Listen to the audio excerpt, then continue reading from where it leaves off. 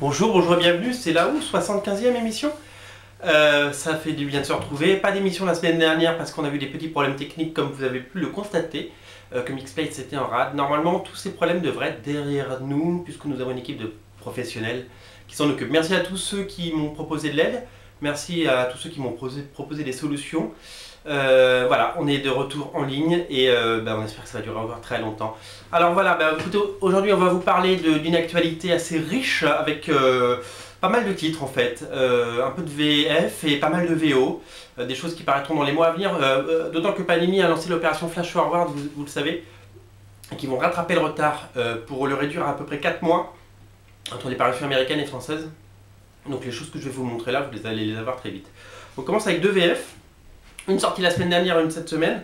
La semaine dernière c'était Deadpool, Deadpool numéro 1. Comme vous le savez, Deadpool marche très bien en France, comme aux États-Unis d'ailleurs.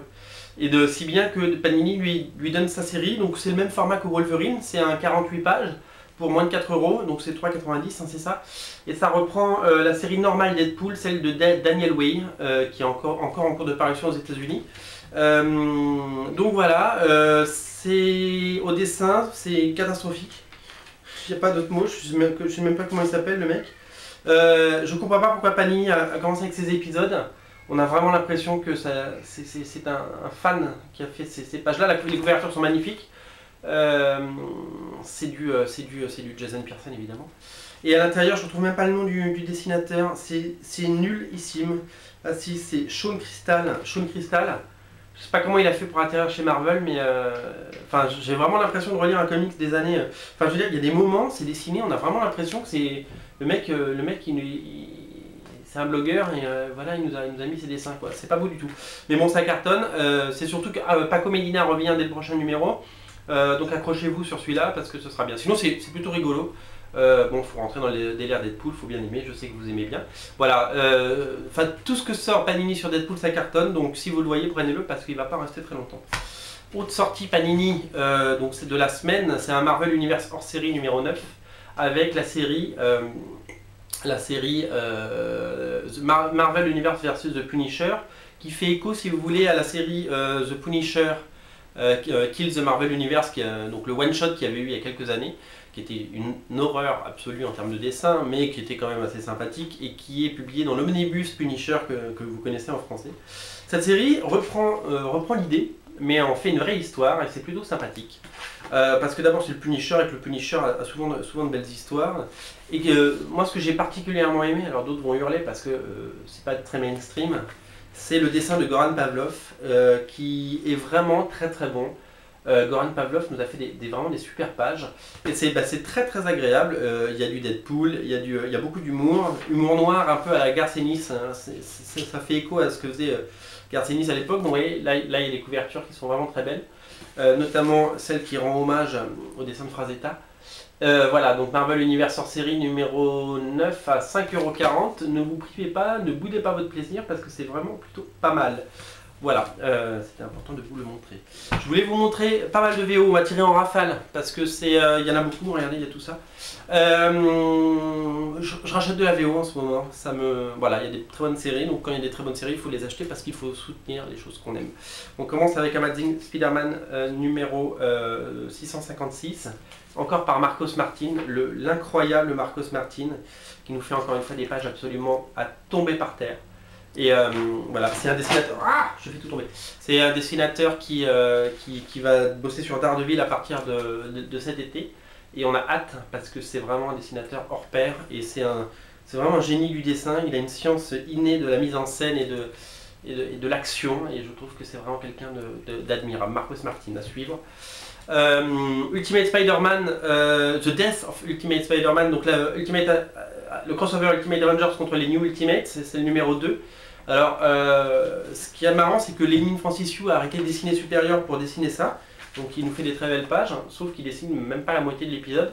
Puisque c'est, comment il s'appelle, Stéphane Segovia, qui dessine actuellement la série, si je ne veux pas me tromper, Silver Surfer, qui fait les autres pages et qui imite le style de Lénine Francissiou. C'est un peu dommage que You ne dessine pas sur toutes les pages, surtout que c'est du meilleur You que ce qu'on a vu récemment. Voilà, donc c'est un petit peu dommage. Par contre, sinon, c'est plutôt pas mal à lire. Ça remonte un peu le niveau qui était un peu catastrophique ces derniers temps. Je voulais vous parler de l'Uncanny X-Men Annual numéro 3 par James Ashmouche et qui est un peu anecdotique, sinon que le dessin est signé Nick Bradshaw. Nick Bradshaw, c'est un peu un élève de, on va dire, de J. Scott Campbell. C'est un mec qui a été très influencé et qui a dessiné la série Army of Darkness à une époque. Et là, typiquement, il aime bien Arthur Adams, hein, parce qu'il dessine comme Arthur Adams, un petit peu moins bien évidemment, parce que Arthur Adams est un génie. Mais c'est quand même assez hallucinant. Et voilà, je prends pas ce genre de choses normalement, mais quand c'est bien dessiné comme ça, on se fait plaisir, quoi. C'est vraiment, il est très très doué ce Nick Bradshaw, et j'espère qu'il va aller très très loin. Voilà. On continue avec Uncanny X-Force, c'était le numéro 5.1. Vous savez que les points 1 continuent chez Marvel, ça devrait pas continuer trop longtemps tellement ça nous fait chier. Donc c'est la valse des dessinateurs, hein. Après Jérôme Opena, qui je vous le rappelle est le passé simple du verbe ouvrir en anglais. Après, comment il s'appelle, Essad Ribic, ben c'est Raphaël Albuquerque, le dessinateur de la série des vampires là, qui vient de sortir chez Panini. Ah merde, je sais plus, American Vampire, non, je sais plus comment ça s'appelle, j'ai un trou. Ça vient de sortir là, le truc de Stephen King, de Scott Snyder, c'est pas grave, ça me reviendra. Donc voilà, Uncanny X-Force qui est bien, et qui est vraiment une super série. Rick Remender au scénario fait des jolies choses. Le problème de la série, c'est que bientôt c'est Mark Brooks qui va arriver au dessin et Billy Tan. Donc voilà, je vais arrêter de l'acheter tout simplement. On continue avec nos amis les Young Avengers. C'est un one-shot pour faire patienter en attendant la sortie du nouveau numéro de Avengers Children Crusade, qui est de toute beauté puisque c'est Monsieur Alan Davis qui l'a réalisé. Et que, on a beau dire, mais Alan Davis, il a encore la classe. Et ça fait partie de ces vieux dessinateurs qui sont evergreen, comme on dit en anglais. Ils sont absolument magnifiques, magnifiques, magnifiques. Voilà, donc c'est vraiment une super série, cette série, parce que Alan Enberg au scénario est vraiment très très bon. Et voilà, ce petit one-shot nous fait plaisir, parce que Marvel ne s'est pas foutu de nous, et ils nous ont proposé une très bonne série. De manière générale, il laisse le temps aux auteurs de la faire. Continue avec Grant Morrison et Chris Burnham qui nous présentent Batman Inc. 3. Alors c'est très en retard, ces séries sont très très en retard. 4, pardon, c'est le numéro 4. Donc l'avantage c'est que c'est 2,99 comme vous pouvez le voir sur la couverture. La couverture est signée J.H. Williams 3 qui dessine Batwoman, et Batwoman vous le savez est très en retard.